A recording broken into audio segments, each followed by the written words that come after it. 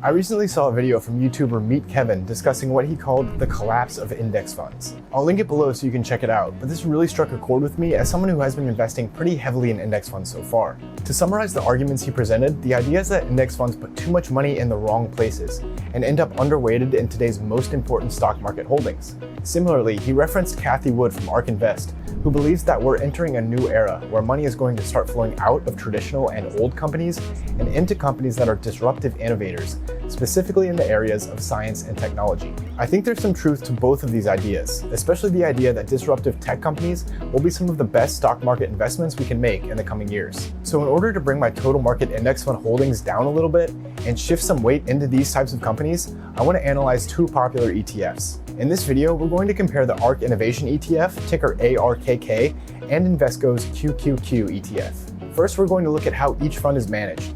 This is going to include a look at the methodology or strategy behind each fund to figure out how they're choosing the underlying investments. Then we'll take a look at the current holdings of each fund so we can get a read on the amount of diversification we're going to get with each one. Next, we're going to take a look at numbers like price, valuation metrics, costs, and more to figure out if either of these funds are a good buy today or in the future.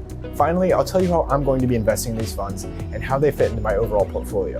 So if you're thinking about investing in one or both of these funds, stick around for everything you need to know. Both Ark and the QQQ are designed to focus on companies that are at the forefront of innovation. But the way each one does it is a little different. The primary difference here is that Ark is an actively managed fund, while QQQ is a passively managed index fund that invests in the NASDAQ 100. So let's take a closer look at what's going on behind the scenes of each of them. The Ark ETF is managed by the Ark Invest team, which is famously led by CEO Cathie Wood. According to their website, their investment strategies span market capitalizations, sectors, and geographies to focus on companies that they expect to be the leaders, enablers, and beneficiaries of disruptive innovation. So these guys are betting on companies that they expect to drive and benefit from innovation the most, specifically mentioning the areas of DNA technology, industrial innovation, the next generation internet, and financial technologies, or fintech. Ark Invest believes that we're currently amidst the largest technological transformation in history, which means potentially incredible opportunities financially. This chart from their website shows groundbreaking innovations that have developed over time and ultimately shaped our world. They point to huge opportunities thanks to 5 innovative platforms that are evolving rapidly today: energy storage, artificial intelligence, robotics, genome sequencing, and blockchain.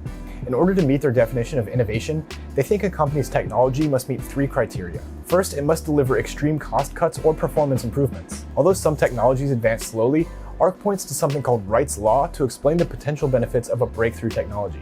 At a certain point, cost and performance reaches a threshold where it suddenly becomes widely more available and transformative on a large scale.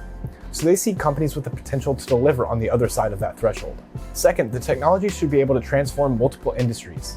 Identifying these technologies ahead of time can enable you to benefit from the point where the technology breaks through into different industries and gets rapidly implemented into different sectors. The example they give is electricity, which within 30 years penetrated almost every sector of manufacturing. And last, the technology must also provide a platform for further innovation.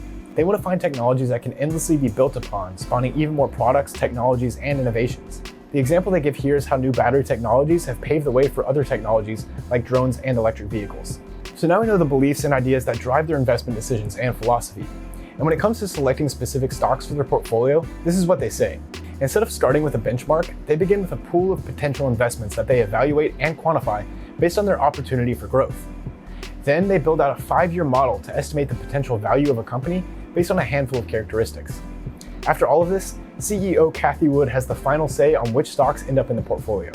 After adding stocks to their portfolio, they'll add or trim their positions to take advantage of short-term negative price movement, to move assets to a holding they're more confident in, or if they spot an investment with a great market opportunity.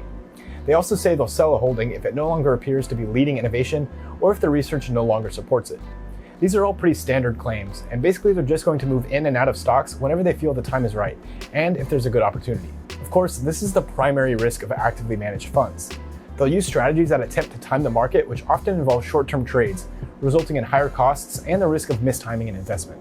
This is in direct contrast with QQQ, which follows a passively managed strategy by investing in the NASDAQ 100 index. This index simply includes the 100 largest stocks by market cap on the NASDAQ index, but excludes any financial companies. So instead of cherry-picking stocks, QQQ just invests into the NASDAQ 100 index based on their market cap weighting of stocks. And this means to understand QQQ, we need to understand how the NASDAQ index works. The NASDAQ is the second largest stock exchange in the world, behind only the New York Stock Exchange. The NASDAQ came out in the 70s and separated itself from the New York Stock Exchange because it was the first electronic stock exchange in the world. As a more innovative exchange platform, it attracted a lot of newer and smaller technology-based companies. So from the very beginning, the NASDAQ offered a selection of stocks that was more saturated in the technology industry. And this is a trend that continues to this day. So when you look at the top 100 listings of the NASDAQ index, which make up the NASDAQ 100, this is why it looks different from something like the S&P 500, which selects stocks from both the NASDAQ and New York Stock Exchanges. Ultimately, the NASDAQ 100 and the QQQ ETF aren't using any strategy to identify innovative companies. But because of the historic bias of the NASDAQ platform, the largest 100 companies on the NASDAQ index just tend to lean more towards technology and will inevitably include some of the most successfully innovative companies out there. So when you compare the strategy of ARK and QQQ, there are some pretty clear differences. ARK is going to select from a wider pool of investments and strategically select the stocks that they anticipate will have the biggest growth opportunities. This will include exposure to small and medium cap stocks, while the NASDAQ 100 will be composed of the largest possible stocks. So with ARK, you're going to get a more targeted approach that aims to capitalize on growth opportunities, albeit with the risk of active management. However, active management also gives ARK the ability to add new holdings at any time, while QQQ will only be able to add new holdings on an annual basis. In contrast, QQQ will give you a broader investment into the largest companies on the NASDAQ index, but by focusing on the 100 largest stocks, it may be overweight in some of the companies that have already achieved much of their growth. I think this could suggest less growth potential, but a smoother ride along the way. So let's take a closer look at their holdings. ARK aims to hold between 35 and 55 holdings at any given time, which is going to be less than the 100 stocks that QQQ holds. Here you can see ARK's top 10 holdings, which make up about 50% of the portfolio. It's heaviest in healthcare technology, which makes up 35% of the portfolio and focuses on things like molecular diagnostics, gene therapy, and other DNA technologies.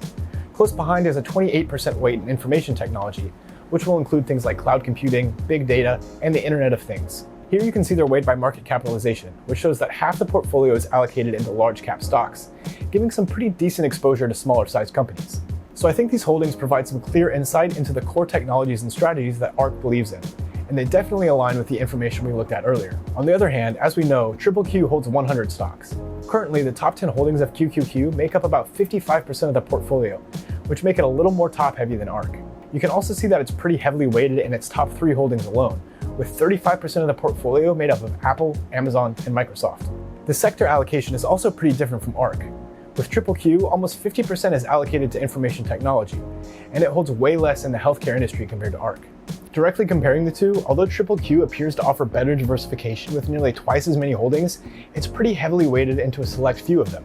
I think ARK will provide better diversification across different market sectors, and like we touched on earlier, it has the added benefit of selecting from a wider pool of stocks that will include smaller market caps and greater growth potential. But let's take a look at the numbers behind each of these ETFs, starting with ARK. ARK charges an expense ratio of 0.75%, which is definitely high compared to passively managed funds, but it's actually pretty competitive for an actively managed fund. It doesn't pay a regular dividend, which is pretty much to be expected for a portfolio that's entirely focused on disruption and rapid growth. The returns from ARK have been absolutely incredible, with 30% annualized returns since its inception in 2014. Of course, the majority of this has occurred in 2020, during which time it's grown over 80% so far. However, with a recent PE ratio of around -40, the ARK Innovation ETF is looking pretty overvalued and is also holding a basket of stocks that when combined together are not profitable. QQQ has an expense ratio of 0.2%, which is substantially less than ARK, but still pretty high for an index fund. It offers an annual dividend yield of about 0.6%, which isn't anything substantial, but it is more than ARK. The returns of QQQ haven't been quite as impressive as ARK, but they are still significant at 20% annualized over the last 10 years, and 30% this year. The PE ratio of the QQQ portfolio is approximately 47.5 as of their latest quarterly report, compared to the S&P 500's PE ratio of about 36 at the time of making this video. This suggests that QQQ is indeed overvalued, especially considering people already think that the broad market is overvalued at current prices. So when it comes down to it, are these funds a good investment? Well, since I started this video with a comparison to total market index funds, let's start there. I think compared to total market index funds, both of these funds are better weighted into companies that could provide superior returns in the short-term future, especially at a time where financial experts are predicting a lost decade of stock market returns. And this is because they both feature innovative technology companies, which are looking to be a safe bet in the coming years. But each fund does this in different ways.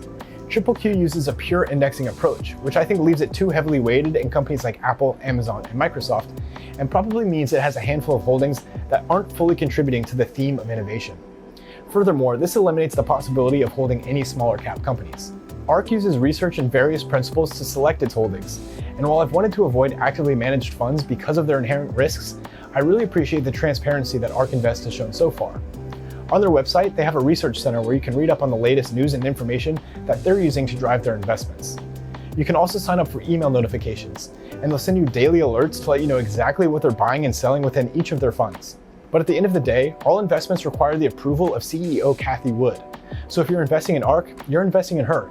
She's obviously done well so far, but as with any investment, it's impossible to draw conclusions on future returns based on previous performance. Both funds appear to be pretty overvalued. While QQQ has a greater PE ratio, it's worth noting that ARK's PE ratio is negative, which shows they're making riskier investments on companies that aren't fully profitable yet.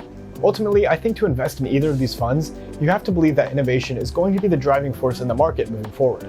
If you hold that belief, you should feel confident that both of these funds will continue to outperform total market index funds. If you're looking for the safer investment, I think QQQ fits the bill. It's weighted towards the large cap technology-based companies that have been carrying the market in recent years, which means it'll probably be a more stable investment as these companies have already established their position in the markets. If you're looking for maximum growth potential, ARK seems well designed to deliver on that. With transparent, extensive research strategies and strong arguments behind their views on innovation, I think it's possible that ARK will hold some of the market's best investments in the coming years. But with active management, a smaller portfolio size, and the inclusion of small market cap companies, it could be a bumpy ride. Personally, I'm going to add a small position in both of these funds to my portfolio. I'm going to use QQQ to slightly tilt my total market holdings towards the technology-based companies that have outperformed the market lately and may continue to do so. I'm going to add a slightly larger position in ARK because I really enjoy their commitment to research and their transparency in their operation. I'm not thrilled with the 0.75% management fee, but it is lower than other mutual funds on the market, and if they continue to deliver returns that are anything like the ones we've seen so far, this investment should cover those fees many times over. To be fully transparent, QQQ is going to make up 5% of my portfolio, with ARK comprising 10% of my portfolio. My total market index fund allocation used to be 60% of my portfolio, and now I'm reducing it to 45% to make room for these new holdings. Now's a pretty good time to throw out the reminder that this is not financial advice. Make sure you do your own research and make your own informed decisions before making any investments. Overall, my decision to invest here is based on my belief that the future of the markets and our world is going to be very different thanks to the technologies that are developing today. Although index funds have worked in the past, I want to prepare my portfolio for the coming technological breakthroughs that are likely going to overshadow the returns of the total market. By adding QQQ and ARKK, I'm confident that I'll be able to capture even greater returns than just by holding total market index funds alone. So what's your plan? Let me know in the comments if you plan on adding either of these funds to your portfolio, or if you're stock picking to create your own portfolio of innovative stocks. And if you enjoyed this ETF breakdown, make sure to subscribe to the channel for more videos like it. Happy investing, and I'll see you next time.